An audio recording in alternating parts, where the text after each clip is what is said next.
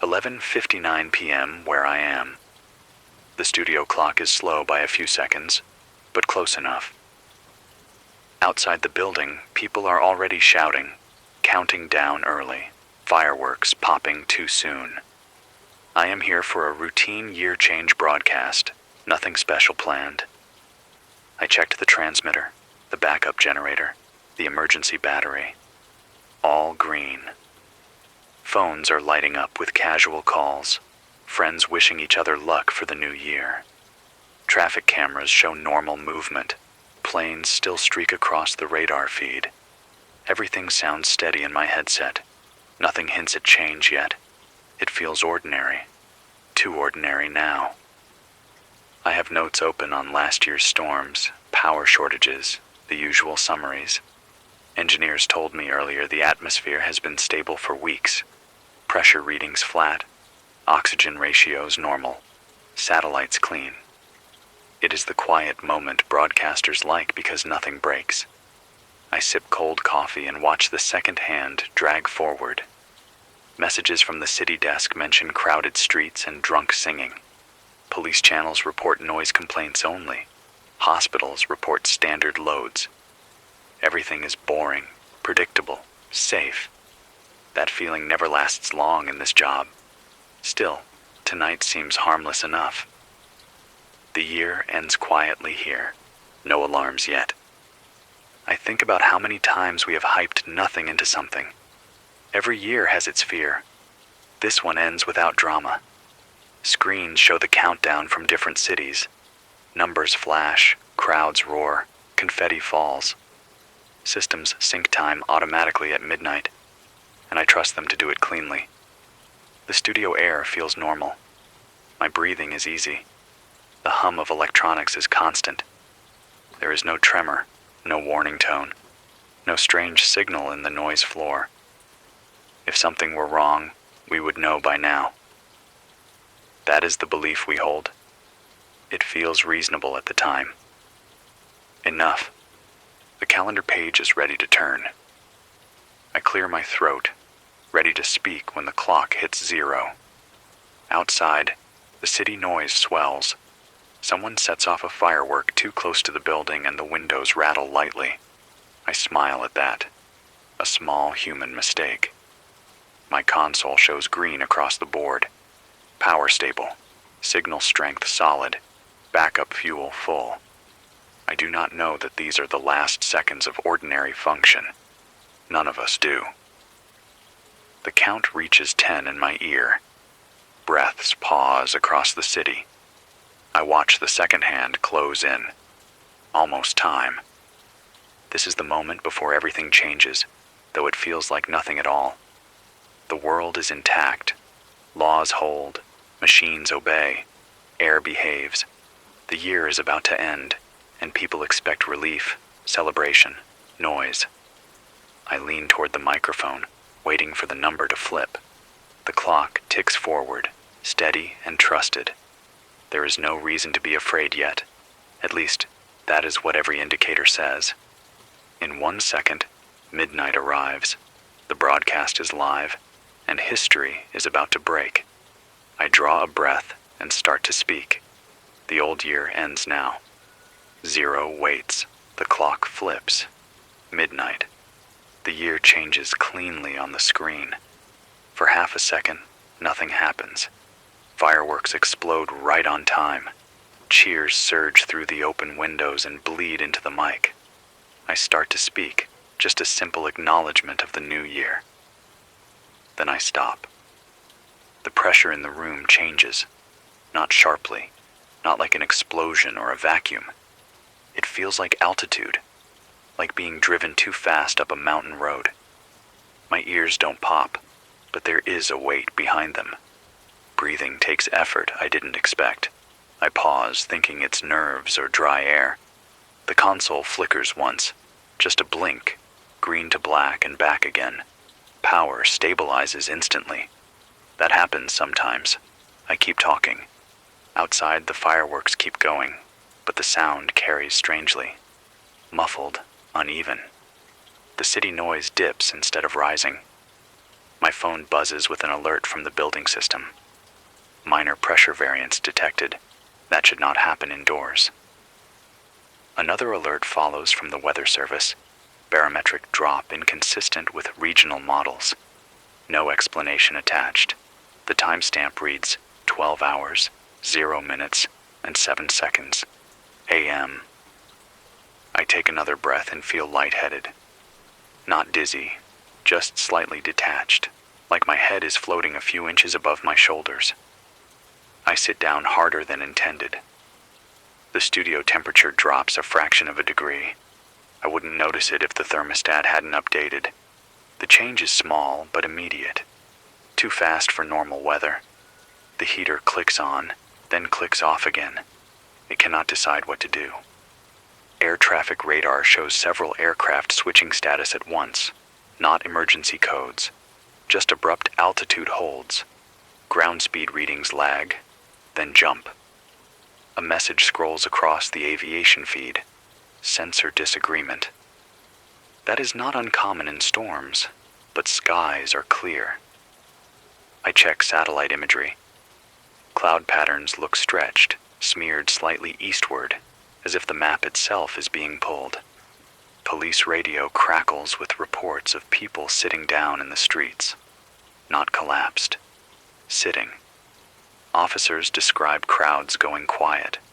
Fireworks taper off early. Someone says it feels hard to breathe near the river. Another report mentions a ferry losing engine efficiency without alarms. Still, no panic.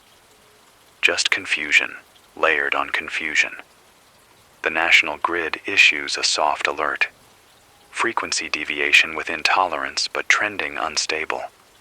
Engineers request reduced load as a precaution. This is routine language used for storms or heat waves, but neither applies. Hospitals report a spike in dizziness cases within the first minute after midnight.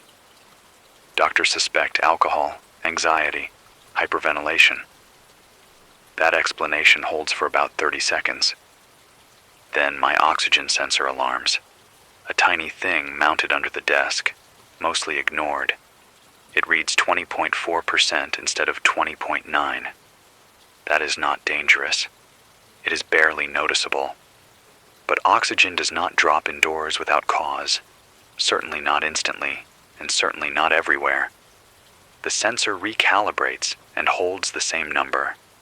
Outside air feed shows the same. I feel pressure behind my eyes now. Machines do not complain the way bodies do. The transmitter stays on, but the cooling fans spin faster. Internal temperatures rise even as the room cools. That should not happen. It suggests the air is carrying heat differently.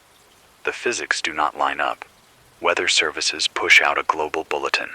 Sudden tropospheric density shift detected. Origin unknown. Models failing to converge. More words appear, but none form a sentence that explains anything. Time stamps from different continents match within milliseconds. This is not a local event. That fact lands slowly. Phones start failing in small ways. Calls connect with delay. Texts arrive out of order. Nothing dramatic, just friction. Social feeds fill with the same question phrased 1,000 ways. Does anyone else feel this? Are you short of breath? Why did my car stall at a green light? Why is my watch recalibrating altitude at sea level? I try to steady my voice. I report only what I can verify. Pressure change, oxygen variance, temperature instability. No cause identified. I tell people to stay indoors if they feel unwell. That advice is automatic, almost useless. Emergency services request patience. They are gathering data. Scientists are on calls. The tone is calm, professional, uncertain. At 12:02 a.m., the first official statement arrives. Atmospheric anomaly confirmed. Planetary scale. Cause under investigation. No immediate action recommended. That sentence does more harm than good because it admits something no one wants to hear. This is not weather. This is not a glitch. This is something new. I pause again, not for drama, but because breathing now takes thought. Not effort yet, thought, like speaking while walking uphill. The studio lights dim slightly and recover. Backup systems arm themselves without being asked. The city outside is quieter than it should be on a new year. Fireworks have mostly stopped. Sirens have not started. That silence is worse. It has only been a few minutes. Nothing has fully failed, but nothing is normal anymore. The calendar changed, and so did the air. Whatever happened did not explode or crash. It slipped in quietly like a hand adjusting a dial. We are all still alive. Systems are still running. But something fundamental is off, and every instrument knows it. By 12:10 a.m., the language shifts, not on social feeds, but on the secure channels. Scientists stop saying anomaly and start saying transition. That word matters. It implies movement from one stable state to another, not a temporary disturbance.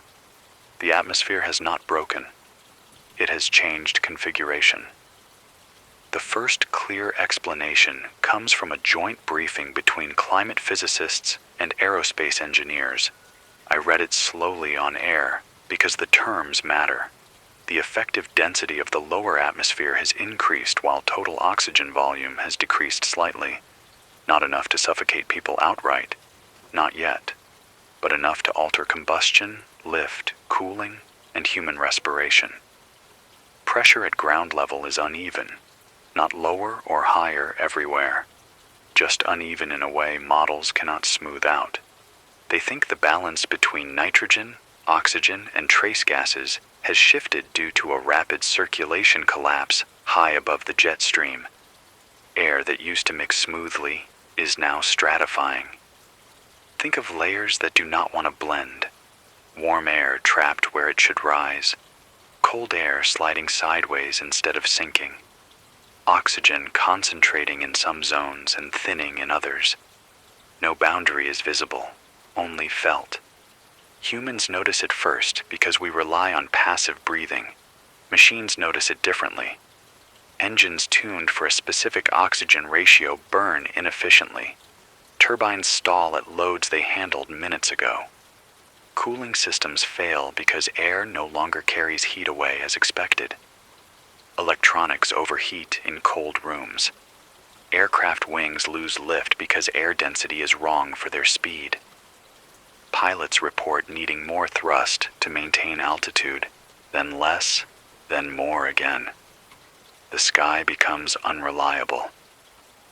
At 12:18 a.m., all commercial flights are ordered to land at the nearest suitable airport.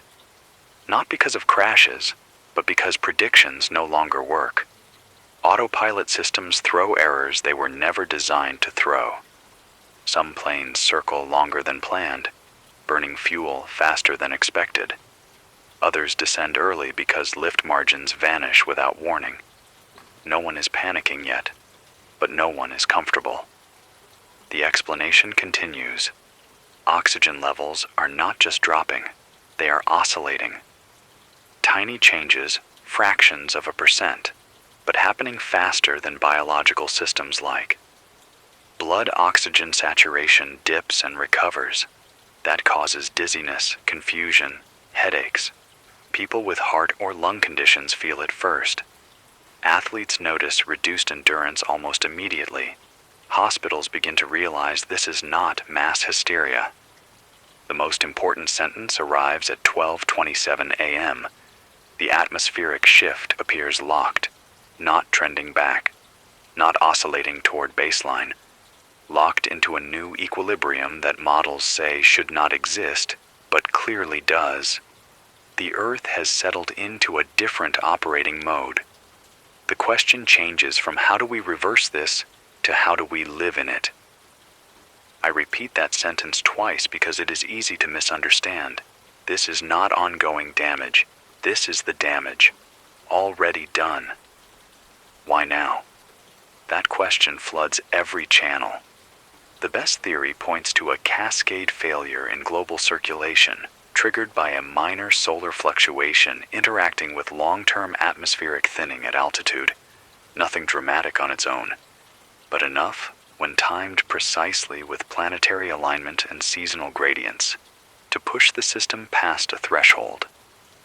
Like bending a metal strip back and forth for years and watching it snap on a day with no warning. This is not a single cause event. It is the release of stored imbalance that is harder to accept because it means it was always coming, and midnight was just the moment it let go. Machines are affected differently because they depend on assumptions. Air is assumed to behave within tight tolerances. When it does not, safety margins disappear. Humans are more adaptable, but slower. We can adjust breathing unconsciously, but only within limits. Children compensate better than adults. Elderly people worse. That data arrives fast, cold, statistical. At 12:40 a.m., the first long-term projection appears. It is not optimistic. Oxygen levels are expected to decline another 1 to 2% over the next 48 hours as circulation patterns stabilize. Pressure storms may form where dense air masses collide without vertical relief. Temperature gradients will sharpen. Weather will become aggressive without being extreme in the usual sense. No hurricanes, no tornado outbreaks. Just constant stress on systems never designed for this kind of air. Someone asks if plants will survive. The answer is yes, mostly. Photosynthesis tolerates a wider range than human lungs. Crops will struggle, but forests will not die overnight. That irony is not lost on anyone listening. By 12:55 a.m., governments stop issuing reassurances. They start issuing explanations. That is always the turning point. When leaders explain instead of calm, it means there is no fix ready. Research stations confirm identical readings from Antarctica to the equator. Oceans show surface gas exchange disruption. Ships report sluggish engines. Submarines report sensor inconsistencies even underwater because pressure gradients affect hull stress calculations. This is global, not evenly deadly, but evenly present. There will be no safe country, no unaffected hemisphere. The planet is still habitable, technically, but the margin is shrinking. I feel the change in my own body now. My voice is slower, not weak, just measured. Speaking too fast costs more air than it did an hour ago. I choose words carefully, not for style, for breath. The scientists stop taking questions. They say what they can. The final line of the briefing is blunt. The atmospheric state appears stable on human timescales. That means years, decades, possibly longer. No one says permanent out loud. They do not have to. We have crossed into a different world, and we did it without moving an inch. The failures do not arrive as explosions or blackouts. They arrive as delays, as hesitations, as systems asking questions they were never programmed to ask. At 1:10 a.m., the power grid reports its first serious instability. Not loss, not collapse. Phase mismatch. Electricity still flows, but not cleanly. Turbines struggle because combustion efficiency has dropped. Natural gas burns differently in thinner oxygen pockets. Coal plants compensate by feeding more air, which overheats components designed for tighter ratios. Nuclear plants stay online, but cooling margins narrow. Water pulls heat away, but secondary systems depend on air exchange. Everything touches everything. Grid operators begin controlled brownouts to protect equipment. Whole neighborhoods dim for a few seconds at a time. Elevators stall between floors. Traffic lights revert to flashing modes. Drivers hesitate, then proceed carefully. There are more honks than sirens. Still no panic. People assume this will pass. Vehicles begin to misbehave. Not all at once. Older engines run rough. Fuel injection systems struggle to maintain ideal burn. Cars idle high, then stall. Restarting works, then doesn't. Electric vehicles fare better at first, but cooling systems work harder and drain batteries faster. Charging stations cycle off as grid frequency drifts. A system meant to be resilient becomes fragile through interdependence.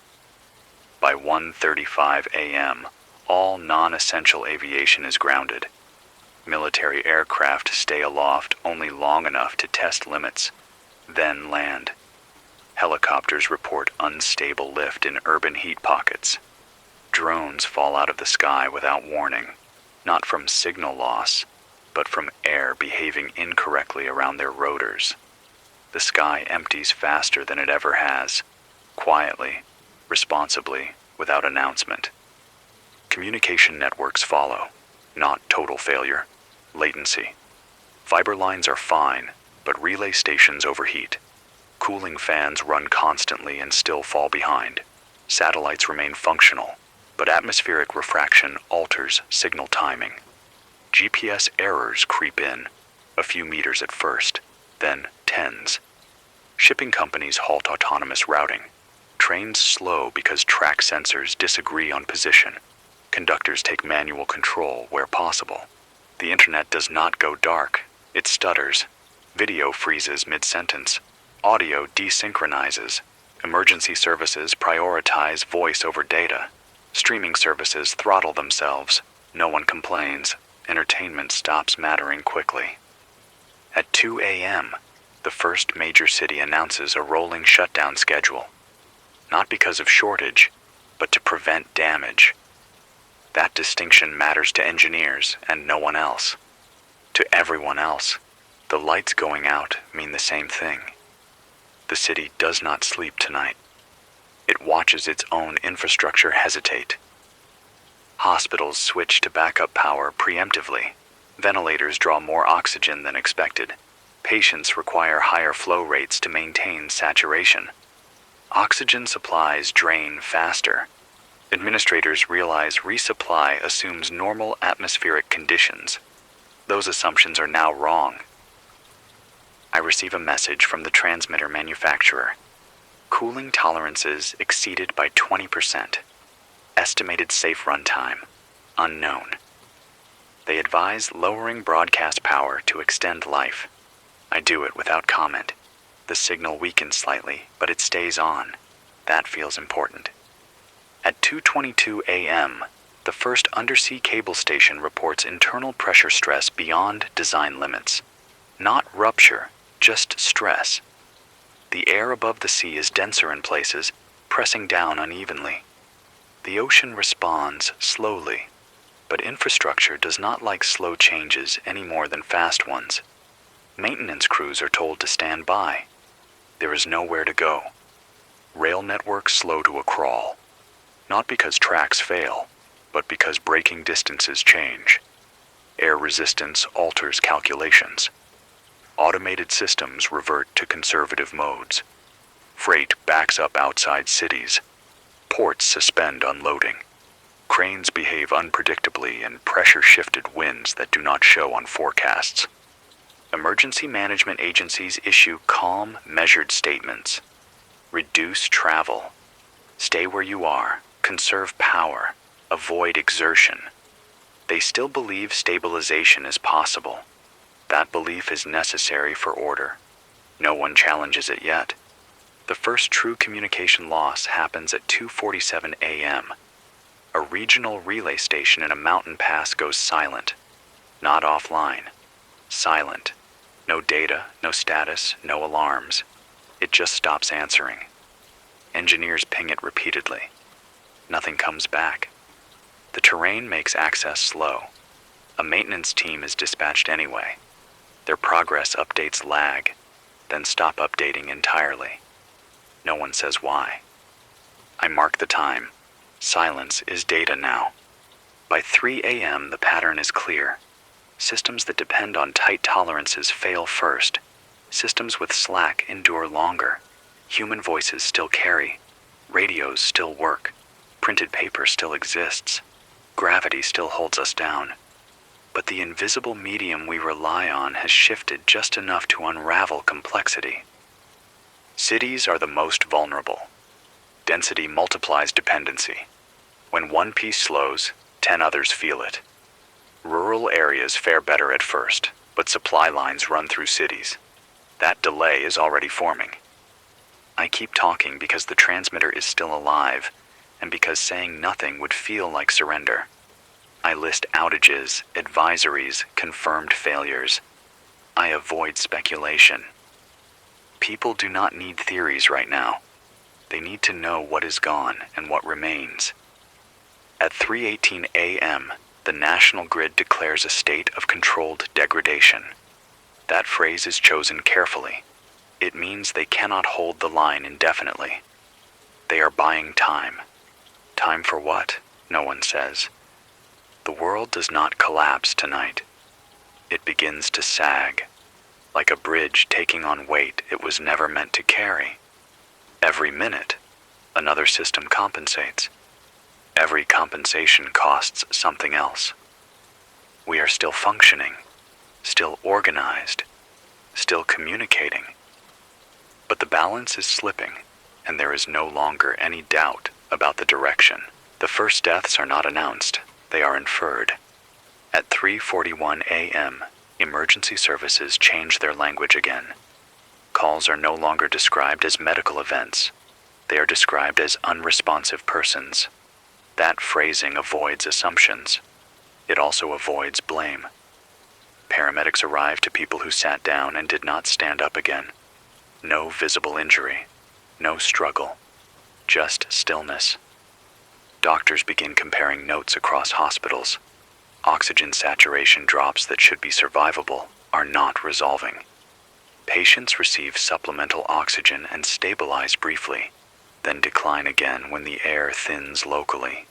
The oscillation is the problem. Human bodies can adapt to lower oxygen if it stays low. They cannot adapt when it rises and falls unpredictably. Hearts overcompensate. Blood chemistry drifts. Small errors cascade. Most of the early deaths involve people who are already fragile. Elderly patients. People with respiratory disease. Cardiac histories. That provides false comfort to those listening. It allows a dangerous thought to form. That this only affects some people. That thought will not survive the morning. Traffic accidents increase without explosions or pileups. Drivers lose focus for a second too long. Reaction times stretch. Depth perception slips. Braking feels different. Cars drift into barriers at low speed. Airbags deploy where they shouldn't. Some do not deploy where they should. No one understands why systems disagree with reality. At 4:05 a.m., a nurse collapses during a shift change. She is young, no known conditions. She stands up too fast after kneeling beside a patient and does not recover. They work on her for 12 minutes. They do not say the word dead over the radio, but the line goes quiet afterward. Someone else takes over her patients. This is the moment when denial begins to crack. Hospitals are not overwhelmed by numbers yet. They are overwhelmed by uncertainty. Treatments that should work sometimes do not. Standard oxygen flow rates fail unpredictably. Ventilators struggle to sync with lungs because air density alters pressure curves. Machines calibrated for normal atmosphere deliver the wrong force. Technicians adjust on the fly, but the rules keep changing. Outside, people begin lying down intentionally. Emergency broadcasts advise limiting movement. Sit if dizzy. Do not exert yourself. That advice saves some lives and costs others. Lying flat helps blood flow, but makes breathing harder in denser air pockets. There is no universal safe position, only trade-offs. At 4:32 a.m., The first confirmed death from an accident unrelated to health is reported. A crane operator loses consciousness briefly while lowering a load. The machinery compensates too late. The load falls. One person underneath does not move again. It is not a dramatic incident. No explosion. Just a mistake amplified by physics that no longer forgive mistakes. The word casualty appears in official documents for the first time at 4:50 a.m. Not publicly, internally. It marks a shift in mindset. This is no longer a crisis to manage. It is an event to count. I keep my voice steady because it still works. Speaking forces measured breathing. I pause often, not for effect, but because long sentences are harder now. The studio air monitor shows oxygen at 19.8%, still survivable, but it fluctuates by tenths every few minutes. My hands tingle. That is new. Reports come in from care homes where residents fail rapidly. Staff try to move them to higher oxygen zones based on real-time maps, but the maps lag reality. By the time a zone is marked safe, it often is not. Some facilities lose power briefly and ventilation stops. Backup generators kick in, but oxygen concentrators draw more power than expected. Fuses blow. Staff choose who gets air first. They do not announce those choices. At 5:15 a.m., the first mass casualty event occurs. Not from violence, from confusion. A crowded underground station loses ventilation when grid power drops for 90 seconds.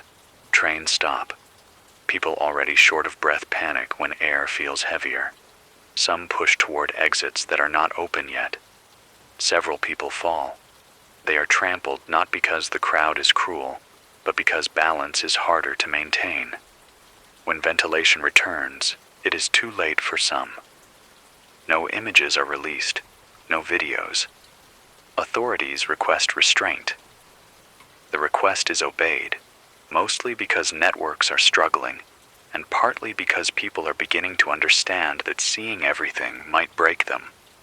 By dawn, the death toll is no longer a single number. It is a range. That range widens every hour. The most disturbing reports are the quiet ones. People found at desks, in beds, in chairs, no sign of distress. Just systems failing inside bodies that assumed the air would behave as it always had. Autopsies will later show nothing dramatic. Slight hypoxia, cardiac arrhythmia, cerebral oxygen mismatch, clinical words that explain nothing emotionally. I stop receiving casual messages. Friends do not check in anymore. They are busy breathing. The tone of every channel tightens. Even jokes disappear. The world has learned something in the dark hours before morning.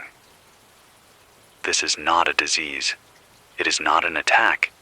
It is the environment itself slipping out of tolerance. You cannot isolate from it. You cannot outrun it. You can only adapt until adaptation fails.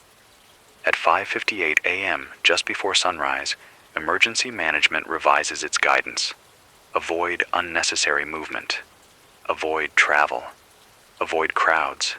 Conserve oxygen where possible. That last line is strange. Oxygen is not something people think they use up. But now it is. The sun rises on a world that has already lost people, quietly, without ceremony. There are no memorials yet. No names read out, just empty spaces where someone should be. The systems did not collapse overnight. They began to shed lives first. Morning brings clarity, not relief. As daylight moves across time zones, reports line up in a way that removes the last doubts. This is not a chain reaction hopping borders. It is simultaneous. Cities waking up hours after midnight report the same symptoms within minutes of the date change. Dizziness, breath fatigue, engines underperforming, power grids shedding load, hospitals struggling with oxygen management. Different languages, same facts. The confirmation comes not from one authority, but from many agreeing without coordination. Meteorological agencies publish identical pressure anomalies despite being continents apart. Naval fleets report altered buoyancy calculations in open ocean. Research stations in deserts and polar regions log the same oxygen oscillations. Even places with minimal infrastructure feel it. Shepherds in high plains report animals lying down and refusing to rise. Miners underground report air behaving thick one moment and thin the next. Words chosen because instruments lag human sensation. The timing seals it. Everywhere, the shift aligns with local midnight. Not a wave traveling west, not a storm front. A synchronized transition tied to the calendar flip when global systems reset clocks, recalibrate satellites, and synchronize measurements. No one suggests causation. They only note coincidence. But the coincidence is precise enough to feel deliberate, even if it is not. International calls are brief and factual. There is no argument about data. There is no blame assigned. The tone is subdued, almost resigned. Scientists do not debate whether this is happening. They debate only the slope of decline and the shape of instability. Those debates are technical and cold. Outside the rooms where they happen, people are already adjusting their lives downward. At 7:20 a.m., a joint statement is released by a coalition that rarely agrees on anything. It confirms a permanent alteration of atmospheric circulation and composition. It confirms global scope. It confirms that no known technology can reverse it. The statement avoids the word permanent, but uses phrases like long-term stable state and beyond current mitigation capacity. That is as close as institutions come to admitting finality. Flights do not resume anywhere.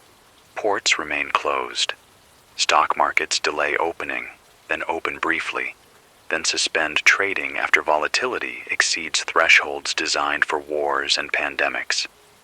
Currency values fluctuate wildly, then freeze when exchanges shut themselves down. Digital wealth becomes abstract when power and air are uncertain. People stop refreshing numbers that no longer matter. The most unsettling confirmations come from places assumed to be resilient. Island nations report the same issues despite clean air and low industrial density. Mountain communities accustomed to thin air suffer more, not less, because their adaptation relies on stability, not fluctuation. Athletes in training centers collapse during warm-ups.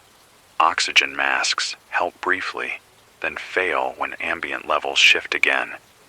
By mid-morning, the word global is no longer used as emphasis. It is assumed. News channels stop labeling regions. They speak in general terms because specificity adds nothing. Everywhere is affected. The only variable is severity and timing. I receive a delayed transmission from an Antarctic station.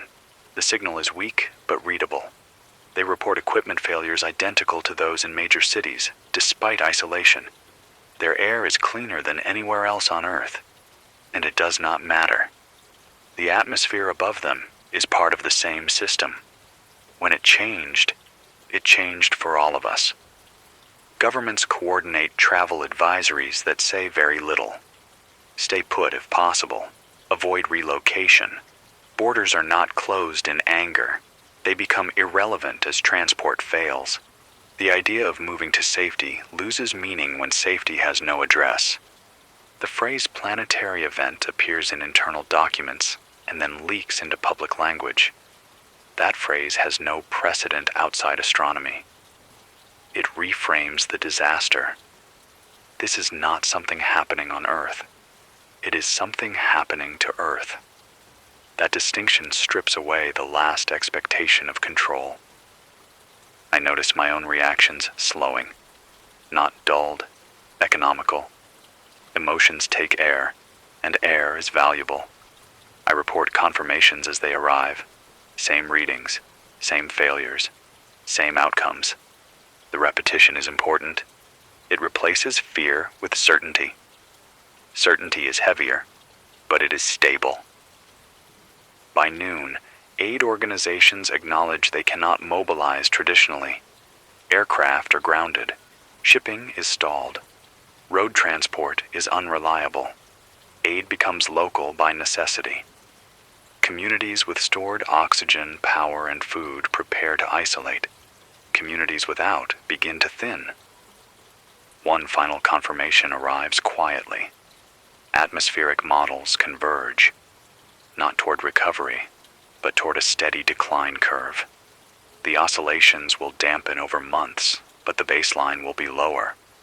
Oxygen will stabilize below historical norms. Pressure gradients will harden.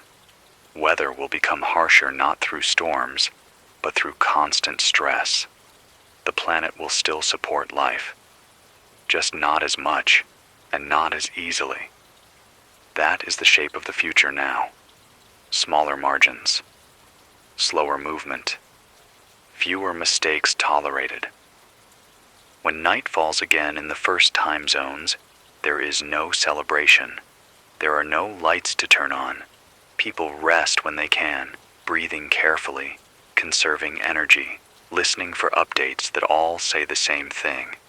The world has checked itself against itself and found no exception. This is not a regional failure.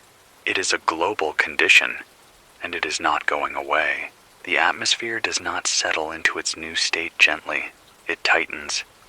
By the second night, weather stops behaving like weather and starts behaving like pressure management. Air masses no longer rise and fall smoothly. They slide, collide, and stack. Cold zones form without storms. Heat builds without sunlight. Barometers swing in short, sharp ranges that never quite return to baseline. Forecasting becomes descriptive instead of predictive. Meteorologists stop saying what will happen and start saying what is already happening nearby. The feedback loop is simple and unforgiving. Altered circulation traps cold air in low regions and heat in others. Temperature differences sharpen. Sharp differences drive movement. That movement disrupts oxygen distribution further. Reduced oxygen stresses engines and grids, forcing compensations that generate more heat in the wrong places. That heat changes local air density again. Each response worsens the next condition. There is no single runaway variable. Everything feeds everything else. Pressure storms appear without wind. People feel them before instruments confirm them. A heaviness in the chest, a headache that spreads quickly. Animals panic and then lie still. These zones drift slowly, measured in kilometers per hour, invisible and lethal only to those already weakened. Emergency maps mark them in delayed updates, but by the time warnings arrive, the zones have moved on. Cold snaps become brutal, not because temperatures are extreme, but because bodies already stressed by oxygen variability cannot generate heat efficiently. Hypothermia appears indoors. Heaters run constantly and still rooms feel wrong. Hot air does not circulate. It pools near ceilings. People sleep on floors to breathe better and wake colder than expected. In other regions, heat becomes suffocating without high temperatures. Sweat stops evaporating correctly. Air holds moisture differently. Dehydration accelerates. People collapse from heat stress in what should be mild conditions. Cooling centers fail when power cycles unpredictably. Fans move air that does not cool. Scientists explain it as a loss of atmospheric elasticity. The system no longer absorbs disturbances and returns to form. Every disturbance leaves a mark. Weather becomes cumulative damage. Oxygen starvation zones begin appearing near coastlines and valleys. Not permanent at first. They come and go, following pressure gradients that models still cannot predict reliably. Fishermen report entire coves where breathing becomes labored within minutes. Crews turn back when instruments lag human symptoms. Some do not turn back in time. Agriculture feels it immediately. Frosts strike without warning. Heat stress damages crops that should tolerate warmth. Greenhouses fail because controlled environments depend on stable outside conditions. Irrigation pumps overheat. Fertilizer production drops when chemical reactions slow in altered air. Food loss accelerates quietly, measured in percentages that compound week by week. The loop tightens again when vegetation responds. Plants adjust gas exchange slowly. Forests continue functioning, but croplands suffer. Reduced crop respiration alters local humidity. That humidity feeds into pressure patterns. Another small push, another imbalance. There is no single disaster day. There are only gradients getting steeper. Places that were barely survivable become dangerous. Places that were safe become marginal. Marginal places fail. I notice my own sleep shortening, not from fear, from breathing. Deep sleep demands steady oxygen. I wake often, heart racing, then calm myself and breathe slowly until the room feels usable again. Many people report the same. Fatigue becomes universal. Decision-making degrades. Accidents rise again. Emergency services adapt by pulling back. They stop responding to calls in zones marked unstable unless absolutely necessary. That decision is framed as risk management. In practice, it means some people are left where they fall. Not because no one cares, but because sending help costs more lives than it saves. The feedback loop has no off switch. Every attempt to counter it locally pushes stress elsewhere. Artificial oxygen generation helps enclosed spaces, but strips oxygen from already unstable airflows. Weather modification is dismissed outright. There is nothing to steer anymore, only to endure. By the end of the first week, climate is no longer seasonal. It is situational. Every day is different, and none are good. This is the phase where people stop asking when things will return to normal. The word normal loses meaning when the environment itself has changed its rules. The planet is not attacking us. It is rebalancing without regard for us. The loop continues because nothing is there to break it. The collapse of food does not begin with hunger. It begins with timing. Deliveries miss windows by hours, then days. Refrigeration fails intermittently, not long enough to rot everything at once, but often enough to spoil margins. Cold storage warehouses lose power for minutes at a time. That is all it takes. Meat warms and cools again. Dairy curdles invisibly before anyone smells it. Inspection systems fall behind and then stop. When inspectors cannot breathe easily, paperwork waits. Supply chains depend on precision. Trucks arrive late because engines underperform. Drivers stop more often because breathing while seated is harder. Rest schedules stretch. Routes change to avoid pressure zones that make people lightheaded. Every detour costs fuel. Fuel consumption rises while refining output drops. Combustion chemistry no longer behaves. Refineries throttle back to avoid damage. Fuel prices spike, then become meaningless when fuel itself is scarce. Supermarkets empty unevenly. Not a rush, not a riot. Shelves thin in patterns that reveal logistics rather than panic. Fresh produce disappears first, then frozen goods, then staples that require long transport. People learn which days deliveries used to come and stop expecting them. Store hours shorten to conserve power and staff. Lights dim. Aisles go quiet. Cities feel the change hardest. Density magnifies delay. When refrigeration fails in an apartment building, hundreds lose food at once. Trash piles up because collection trucks stall. Rodents appear quickly, thriving in conditions humans struggle with. Sanitation workers fall ill. Sewage systems rely on pumps that now cycle unpredictably.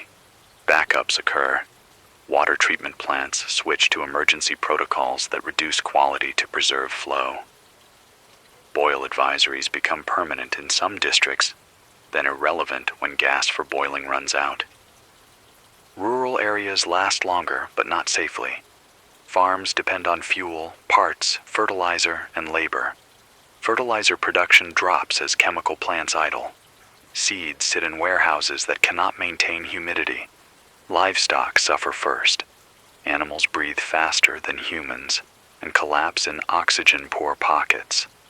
Farmers cull herds they cannot keep alive, flooding local markets briefly and then leaving nothing behind. Infrastructure follows food. Construction stops when crews cannot work full shifts. Repairs are deferred. Deferred repairs fail later under stress. Bridges designed for stable air loads develop microfractures when pressure gradients oscillate. Water mains burst in cold snaps that arrive without warning. Replacement parts sit in warehouses that cannot guarantee delivery. Communication becomes patchy not from censorship, but from exhaustion. Technicians rotate out faster than replacements can train. Call centers close. Websites stop updating. Information becomes local again, passed by radio and word of mouth. That is why this transmission matters more now than it did before. Cities become traps because leaving costs more than staying, and staying costs more than leaving. People gather on lower floors where air feels heavier but steadier. Elevators stop running reliably. Stairwells fill with those who cannot climb far. Emergency shelters open and close based on oxygen maps that are always late. By the end of the second week, hunger appears. Not starvation yet. Skipped meals, smaller portions. Children eating first. Adults telling themselves they are not hungry. The body adapts briefly, then demands more air to process less food. Weight loss accelerates. Weakness follows. Infrastructure collapse is not loud. It is a series of quiet decisions. Shut this down to save that. Delay this repair to keep that line open. Each choice makes sense. Together, they narrow the world. I receive fewer updates now because fewer systems remain to send them. When a region goes quiet, it does not mean everyone is gone. It means the margin is gone. No surplus energy to talk. The cities do not fall in flames. They dim. They rot gently at the edges. Streets empty not from fear, but from fatigue. Buildings stand, but fewer people live inside them. Food was always the real clock. When it starts running out, everything else follows. I avoided this part as long as I could. For days, I treated the silence like noise. A network problem, a routing issue, anything technical. When messages to my sister stopped delivering, I told myself her area had gone dark like so many others. That explanation held until it didn't. She lives 2 hours south of here, near the river. Lower elevation, denser air, at least at first. We spoke briefly on the second day. She sounded tired but steady, said the kids were staying inside, said schools had closed, said they were fine. The call dropped mid-sentence, and I never heard her voice again. At first I tried scheduled contact, every 6 hours, then every 3. Then whenever the transmitter light blinked green and I had enough breath to spare. Messages queued and never sent. Calls rang once, then failed. I checked regional oxygen maps. Her area flickered between marginal and unsafe. That did not mean death. It meant uncertainty. I held on to that distinction longer than was reasonable. On the 5th day, a short text arrived out of order. No timestamp, just 3 words. Trying again now, I replied immediately. Nothing came back. I requested a welfare check through emergency coordination channels. The request was logged, then downgraded, then closed without explanation. I know what that means now. It means no units available. It means risk exceeds benefit. It means they wrote her address down and moved on. I tell you this, not because my loss is special. It isn't. Everyone listening has a version of this story already forming. A name you keep checking. A place you keep watching on maps. A silence you keep explaining away. This is the part where disaster becomes personal and statistics turn into rooms that stay empty. I imagine her doing what we were told to do. Staying still. Conserving energy. Keeping the kids calm. Waiting for instructions that never came. I imagine her believing, for longer than she should have, that someone would arrive. That systems would catch up. That the world would remember her street. I do not know what happened. I will not pretend I do. Silence implies loss, but it does not confirm it. I repeat that to myself because it matters. But the longer the silence stretches, the more the implication hardens. The guilt is not sharp. It is heavy.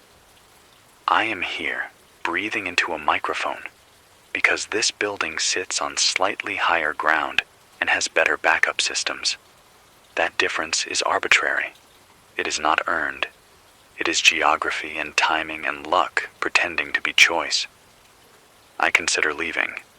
I calculate the route south. I calculate fuel use, pressure zones, oxygen drift. Every calculation ends the same way. If I go, the broadcast ends. If I stay, maybe someone hears something they need. That is how I justify it. I am not sure it is honest, but it is enough to keep me here. I stopped checking my messages after that. Not because I stopped caring, because caring costs air, and air is limited. That sounds cruel, until you feel it in your own chest. Many broadcasters sign off when this part arrives. They cannot speak once the disaster has a face. I understand that now. Speaking turns grief into function, and not everyone can do that. I can, for now. Maybe because if I stop, the loss becomes real in a way I cannot manage yet. The building is quieter these days. Fewer staff. Some left. Some did not come back after resting. We do not ask why. We mark schedules with pencil because ink feels too permanent. If you are listening and someone you love has gone silent, I will not offer comfort I do not have. I will only say this: you are not failing them by surviving. The environment changed the rules. We are all operating under losses we did not choose. I return to reporting after this because that is what remains. Names fade, patterns continue. The world keeps narrowing, and personal grief becomes background radiation. Always present, always draining. This is the point where I stop imagining reunions. Acceptance does not arrive as peace. It arrives as the end of argument. For weeks, every discussion carried an unspoken condition. If this stabilizes, if this reverses, if help arrives. Those words fade out of use one by one, not because someone bans them, but because they no longer fit the evidence. People stop asking scientists for timelines and start asking for thresholds. How low can oxygen go before this building is unsafe? How much pressure swing before engines fail completely? How many hours of exertion before collapse becomes likely? These are not hopeful questions. They are practical. The research teams that remain active stop publishing projections meant for policy and start sharing survival ranges meant for individuals. Not guidelines, ranges. Stay within these numbers if you can. Avoid these conditions if possible. There is no promise attached, only probability. Governments do not announce defeat. They simply stop announcing plans. Press briefings shorten. Language becomes conditional and repetitive. Resources are redirected without explanation. When something goes silent now, it is not mysterious. It is expected. The absence of an update is the update. I notice the change in myself when I read reports of new losses and feel no spike of reaction. Not numbness, alignment. The information fits the world as it is. There is no dissonance left to create shock. That is acceptance. It is not surrender. It is calibration. People begin to choose smaller lives, apartments instead of houses, rooms instead of floors, sitting instead of standing, conversations instead of gatherings. The future shrinks to what can be maintained without strain. That shrinking hurts, but it also stabilizes. There are still attempts at fixes, local oxygen generation, passive cooling designs, manual transport, none scale. All help someone. That becomes enough. The idea of saving everyone fades. The idea of saving anyone persists. The atmosphere does not get kinder. The feedback loop continues, slower now, more predictable in its cruelty. Pressure storms still form. Oxygen still drifts. But the rate of surprise declines. We learn the patterns. We learn where not to build, not to travel, not to sleep. Knowledge replaces hope as the primary resource. Children adapt in ways adults do not. They move less, breathe shallower, accept limits without nostalgia. That fact is uncomfortable. It suggests that the world they will inherit is already different enough to shape them. We are the ones out of place now. I stop waiting for messages from the South. I do not delete the contact. I simply stop refreshing it. That is acceptance too. Carrying loss without demanding resolution. This broadcast continues not because I believe it will change outcomes, but because records matter. Someone, somewhere, will want to know how it felt when the world did not end all at once, when it adjusted itself and left us to adjust or fail. There is no countdown to extinction. There is no final catastrophe waiting. There is just this steady narrowing of possibility. Humanity will persist in pockets, in reduced numbers, in altered forms. That is not optimism. It is observation. I say these things plainly because drama would be dishonest now. The truth is quieter. The truth is that the planet has moved on to a different balance, and we are guests who must learn its new rules or leave. Acceptance is not a moment. It is a practice. You accept again every morning when you wake and test the air. You accept again when you choose not to go somewhere you once could. You accept again when you sit instead of stand, whisper instead of speak, live instead of push. There is no one coming to fix this. There never was. That belief was comfort, not strategy. What remains is endurance, memory, and whatever care we can still offer each other within the limits of our lungs. This is the shape of the world now. Knowing it does not make it easier. It makes it real. The generator warning light came on an hour ago. Not red. Yellow. Advisory, not failure. Fuel reserves are low enough now that every calculation matters. I reduce transmission strength again. If you are hearing this, you are close, or the air between us is behaving better than expected. Either way, this is likely the last continuous signal from here. The building is empty, except for me. The others left days ago when staying no longer made sense for them. No arguments, no speeches, just quiet packing and careful breathing and the understanding that survival is no longer a group project. I do not know where they went. I did not ask. Knowing destinations stopped being useful. I am recording this as much as I am broadcasting it. The distinction matters now. Broadcasts fade. Records persist sometimes. If power fails mid-sentence, whatever remains will have to stand on its own. There is no new information to report. That is why this is the end. The systems that once fed me updates are gone or silent. What we know, we know. What we do not know, we will not know in time to matter. The atmosphere outside is marginal but stable for the moment. Oxygen is low enough that speaking requires pauses. You may hear them. They are not intentional. They are necessary. The room feels heavier than it used to, not physically, but in the way sound carries and effort accumulates. If you are listening to this in the future, understand this first. There was no single mistake, no button pressed, no moment where it could have been stopped cleanly. The planetary system crossed a threshold it had been leaning toward for a long time. Midnight was not the cause. It was the marker.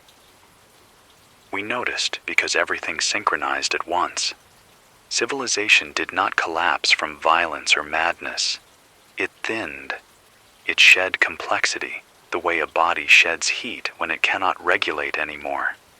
Power grids simplified, transport halted, communication narrowed, food chains shortened until they broke. This was not a failure of will. It was a failure of margins. People were not their worst selves at the end. Most were quieter than they had ever been. Careful. Focused. Tired.